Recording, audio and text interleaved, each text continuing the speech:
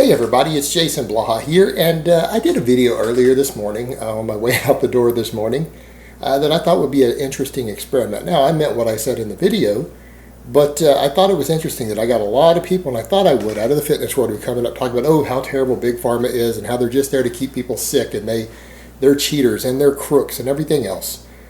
They got up and made a big deal about it, but a lot of those same people will still buy supplements, and I find that interesting. Let me put on my +5 hat of weaponsmithing. Let's do a little bit of crafting, and let's talk about the irony of that and how actually I think it's fair to say that you can actually trust Big Pharma even more than you could trust supplement companies. And that's one hell of a statement to have to make, because let's be honest. Does any intelligent person really trust any big business that it completely has your best interest in mind? Seriously. I'm pro-capitalist and everything, but I don't think they always have our best interest in mind, and I don't think government always has our best interest in mind either. You know what? That's why we have to be vigilant and keep an eye on these things. We need to have checks and balances in place. Now, that's the thing that you have to remember. Big Pharma at least has some checks and balances in place. They have to because of the nature of what they do. Now, does that mean you can always trust government to be the best watchdogs? Not always. But you have to have some watchdogs for something, and in the case of something like that is literally life and death of millions of people, government's kind of your only real option for oversight. What else are you going to do for oversight? Does that mean that it can't be corrupted? Of course not. Of course they can bribe government. Of course they can. It happens all the time. There's also then checks and balances with law enforcement and stuff. The FBI watches for that, and if they catch people in the government being bribed, being corrupted by these pharmaceutical companies, they hammer their ass to the wall. But does that mean that they always catch them? No, it doesn't. No, it does not. So is this a perfect system? No, not even close. Not even fucking close to perfect. It's what we have. There's at least oversight. You know what? The pharmaceutical companies actually have to spend millions of dollars researching a new drug. They oftentimes have to do long-term studies. They have to actually honestly assess the risk, and then government and medical doctors and everyone else look into that research, and they assess the risk based upon the data they have. They determine how effective stuff is, if they think it's going to work, how high the risks are for any given drug. This stuff is looked at. And you know what, guys? Believe it or not, most drugs that are tested and proposed do not go into production. The vast majority never hit the shelves because they're either ineffective or considered too dangerous to get the job done. But one thing is for sure, most of it actually does something. You could argue all day long as to whether some of it's just treating symptoms or cures, and then, that's a totally fair argument. But then people will go buy supplements. They'll talk about corruption within a big industry that is extremely heavily regulated and is punished for wrongdoings frequently. The pharmaceutical industry needs oversight because it does get caught all the time with wrongdoings. It's not like they don't still get caught knowing there's a risk they're going to get caught. They pull shit sometimes. They hurt people sometimes for profit. Absolutely. It happens, and drugs have to be recalled. These companies pay massive fines because they do get caught in their corruption. Even knowing they have that much oversight. How much oversight does the supplement industry have? It has maybe 1% of the oversight that the pharmaceutical industry has. But people will buy their shit. There is absolutely no law requiring most supplements be proven to be safe or studies to be done on behalf of the companies that research them before they release them.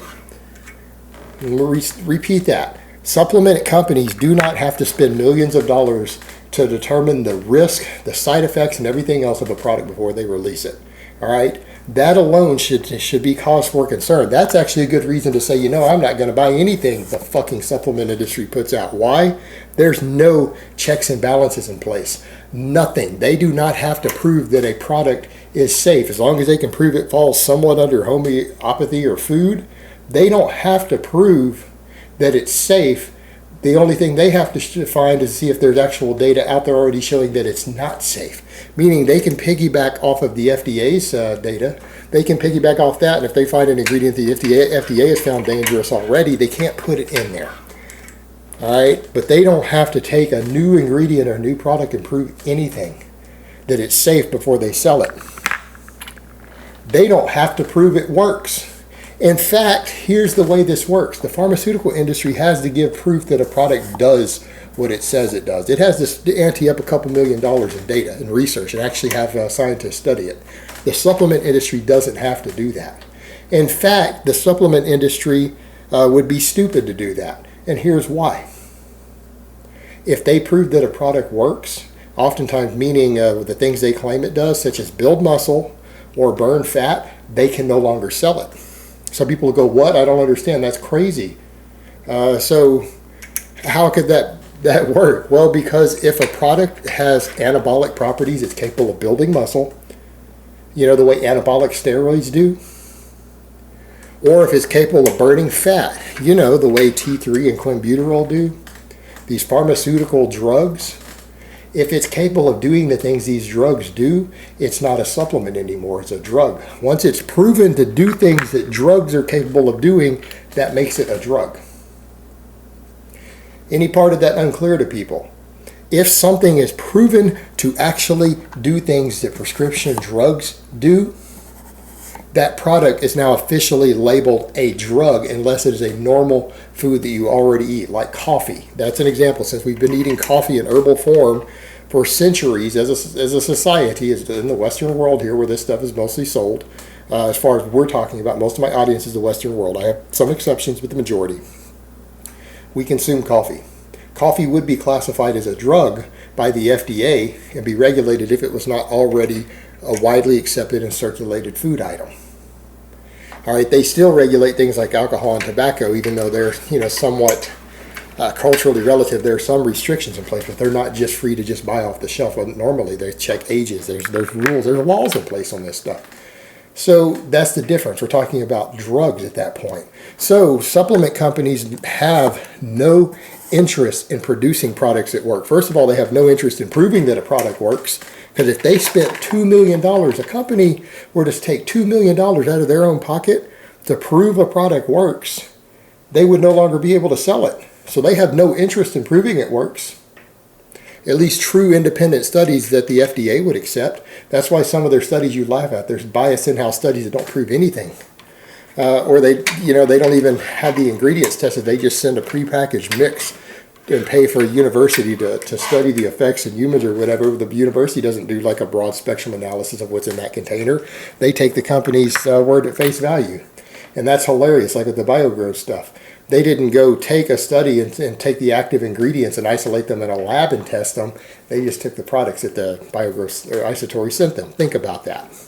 And had it been accepted as legitimate by the scientific community, the FDA would have jumped in and banned that product. They said, that's a prescription drug. You can't sell it over the counter now. It builds muscle. That's anabolic. And on top of it, the supplement industry actually has a vested interest in finding things that don't work, that have either placebo or something that they can convince people that it works, but doesn't actually work. And why? Because what happens if it actually works? It's going to get pulled off the shelf. So they have an interest knowing that they're trying to market drug-like effects oftentimes. They are marketing drug-like effects like Big Pharma gives while knowing that their products don't do it.